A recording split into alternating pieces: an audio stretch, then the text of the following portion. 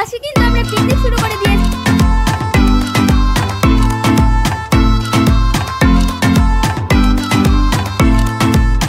আমাদের কাটা আলুগুলোকে কিন্তু পুটি ধুয়ে নিচ্ছিল, আমরা কিন্তু ওকে ডাকনা মুখে পুটি বলেই ডাকি। তো দেখো কিন্তু খুবই হাসছিল। তো দেখো এই আলুগুলোকে কিন্তু ধুয়ে নেওয়ার পর আমরা এখন চুলাটাকে জ্বালিয়ে দিচ্ছিলাম।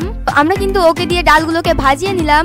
তো ডালগুলো কিন্তু ভাজা হয়ে গেলে রূপকথা লবণের খুঁটি নিয়ে চলে আসলো। আর এটার ভিতর কিন্তু এখন একটু লবণ দিয়ে দেবো আমরা। আর এর সাথে সাথে কিন্তু এটার ভিতর আমরা হলুদও দিয়ে দেবো।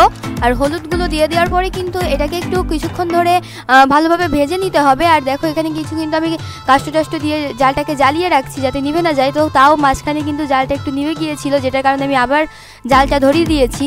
আর সাথে সাথে কিন্তু আমরা চালগুলোকেও ধুয়ে রাখলাম। তার সাথে সাথে দেখো এখানে কিন্তু পেঁয়াজ রসুন কুচি আলু কাটা ছিল, এগুলোকে কিন্তু এখন আমরা ভেজে নেব। আর তার আগে কিন্তু এই ভাজা ডালগুলোকে সাথে সাথে ডিমগুলোকেও আমরা সেদ্ধ বসিয়ে দিলাম যাতে ডালগুলো তাড়াতাড়ি সেদ্ধ হয়ে যায়।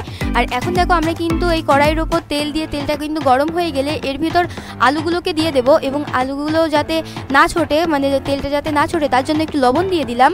আর এবার কিন্তু আলুগুলোকে সুন্দরভাবে ভেজে নেব। আলুগুলো একটু ভাজা হয়ে গেলে তার ভিতর কিন্তু পেঁয়াজ রসুন দিয়ে দেবো। তার আগে একটু হলুদ দিয়ে নিচ্ছি আমরা।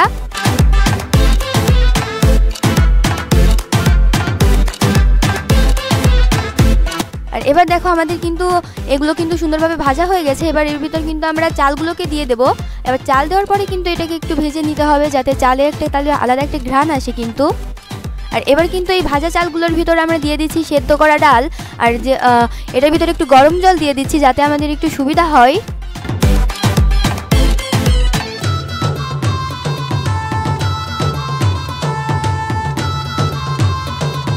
আর খানিকক্ষণ নাড়াচাড়া করার পর আমরা কিন্তু এটাকে যাতে সেদ্ধ হওয়ার জন্য একটা ঢাকনা দিয়ে দিলাম। আর এবার দেখো আমাদের রান্না কিন্তু প্রায় কমপ্লিট হয়ে গেছে। আর এবার আমরা কিন্তু এটাকে একটা গামলার ভিতর পরিবেশন করলাম। তো ভিডিওটা তোমাদের কেমন লাগলো অবশ্যই কমেন্টে জানাবে।